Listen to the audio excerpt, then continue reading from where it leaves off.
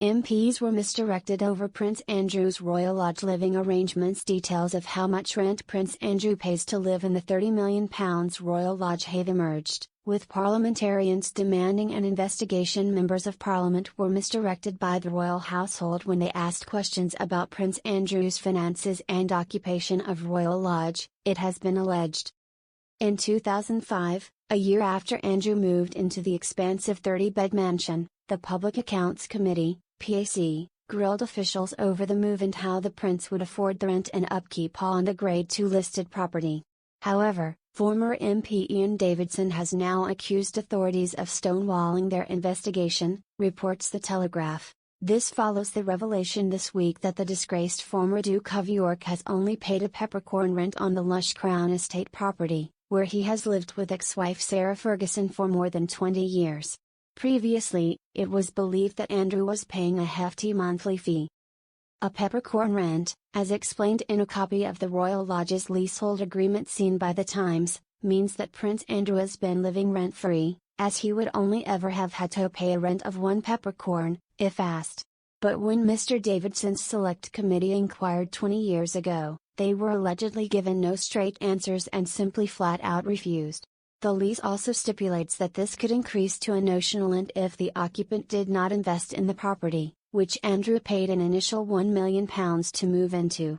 However, in 2005, the then Duke of York ploughed a further £7.5 million into refurbishing the Royal Lodge, the documents show.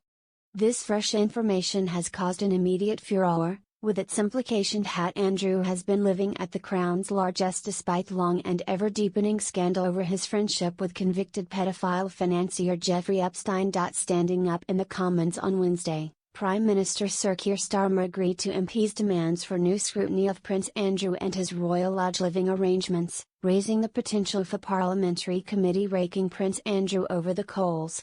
Liberal Democrat leader Sir Ed Davey asked Starmer to support a select committee inquiry so all those involved should be called for evidence, including the current occupant, with the Prime Minister replying, "It's important in relation to all properties, Crown properties, that there's proper scrutiny, so I certainly support that." Speaking to The Telegraph, former Labour MP Ian Davidson said these questions in 2005 led to a National Audit Office investigation into the Royal Lodge deal. This body found that the mansion could easily achieve a rent of £260,000, which would be roughly £500,000 today, but also that security requirements meant that only a royal could occupy the Windsor Great Park home. But when the Crown Estate and the royal household were initially asked about Prince Andrew's personal arrangements by MPs, they stayed silent. Mr. Davidson said, "We found it very difficult to get any straight answers at all about the financial arrangements surrounding Prince Andrew's accommodation.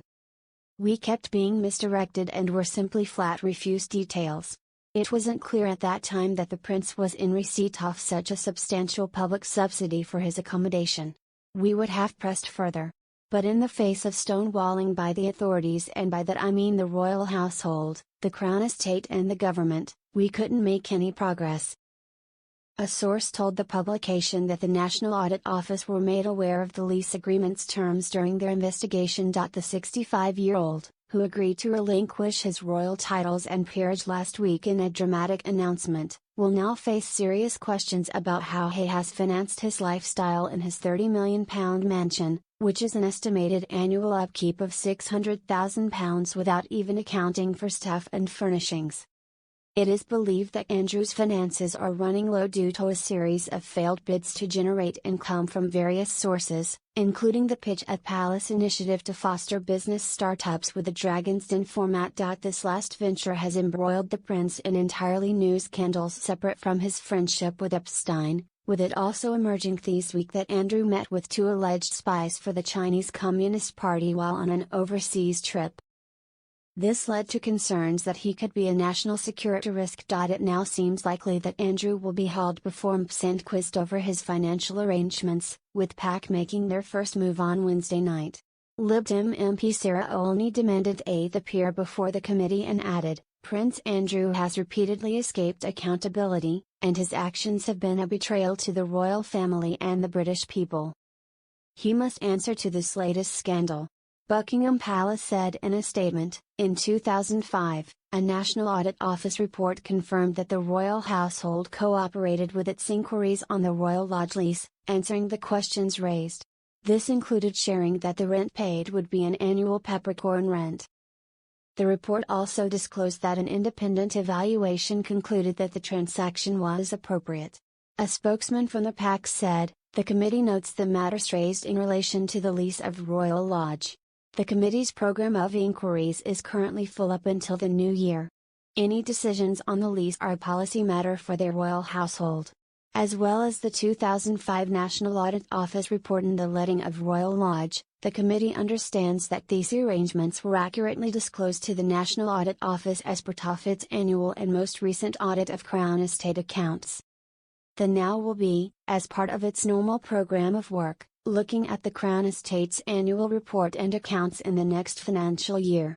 The committee would decide in due course whether to incorporate these into its own program of work at that time.